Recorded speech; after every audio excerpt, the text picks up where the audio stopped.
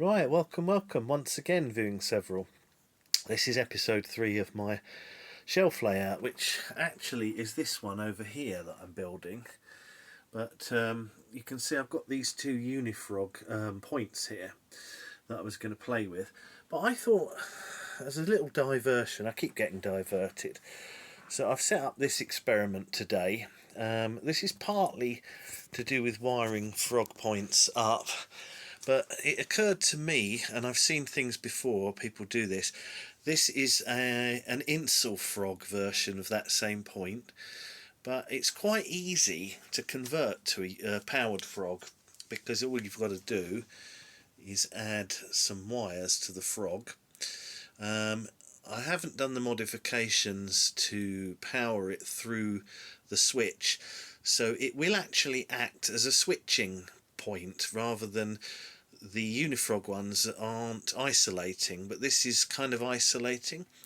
So I thought what I would do is I set this one up as an isolating point in place of that one, and then I can place that one the other way round and have that going that way with another siding that way, and it will give me some isolation between the two incoming lines. So I thought that's what I'm going to do, and I thought, well, I'll have a go. I did have a look at trying to convert some normal Hornby points to powered frog, but the problem with it is the frog is so big, and then when you go over it, there's still enough of a gap that there will be no pickup if the orientation is. So I just didn't think it was worth the effort. But for this one, I've just nailed this down temporarily and set it up just to see. So how I've done it is I've got a double pole double throw, and one half of the switch switches the point and one half switches the frog. Now for the point you want momentary contact, so you switch it and then you press the button, you just press that button to actually apply the power, and it will switch the point. And the advantage of this mechanism is that you can see the position of the switch will tell you the position of the point, as long as you've remember to press the switch. Whereas if you've got the momentary one that goes back into the centre, you've then got to add some extra circuitry to perhaps illuminate some LEDs to show you which way the point is switched. Now it doesn't really matter on a layout that's going to be this size, because I'll be able to see by eye, but obviously if you're running points remotely and they're quite a way away on a big layout, this is one way to do it, or you can obviously add the LEDs. Now this wiring is what you call an archetypal dog's breakfast, but it really is just temporary. I've just got it set up just to prove that it works, and just to see if this electrifying the frogs mechanism does work. And it does seem to. Now, so I've got this on a gauge master, and I've got the AC going into a standard capacitor discharge unit, and then that goes into the normal way of wiring up the points. And as I showed you before, I've got that switch which does both the point. When you press the button, it actuates it, and also it switches the frog accordingly. So I think that's pretty good. I'm going to just put the camera in a stand and I'll show you it.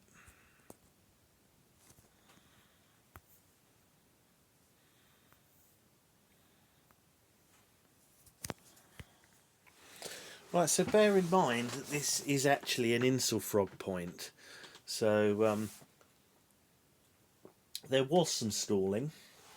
It's not completely flat because obviously these wires are going to go through the board when I put it on there, so it'll be flatter than it is now. Also bear in mind that these Insulfrog points are so short that when you power the frog, it's pretty much contact all the way through. On a longer point, if you modify one like this, it probably isn't going to work as well, and it doesn't always stall anyway. It's pretty good because the frog's pretty small. The other thing is that I've left it in kind of Insulfrog mode, in the sense that these blades are the ones that carry the power across.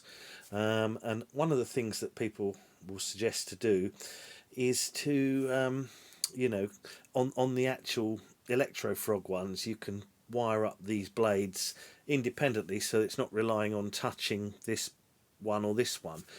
But I've left it like this because I kind of like this, and also it doesn't matter for reliability. It's going to be fine on a small layout, and also, as I said before in the introduction, this will actually insulate, so that's pretty cool. And so this point, so if we want to change it, we just go bang, and then we press that once and it goes click. Now that should switch the frog as well. Now I can't remember which way around this is, so we'll just well, actually it's not going to work because it's an insulating point and I'm on the other thing, so we'll switch it back. So that's the thing, if it was one of the Insulfrog, the Unifrog ones, that would have worked, but it actually does work as an insulating point. So that will run nicely now over the point, even though it's not flat because of this wire. And then we'll switch it back that way, we put that, and we go boom, boom, go the other way, and across we go, no stalling, come back the other way. Funnily enough, it's stalled there, not over the point, but such fun. There you go. And we'll go back the other way again.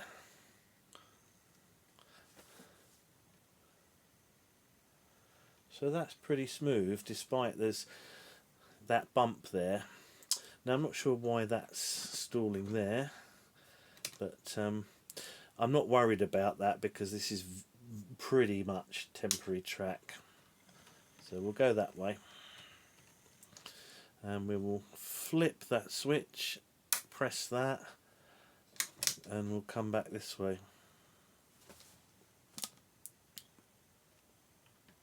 So yeah, I think that's not bad actually.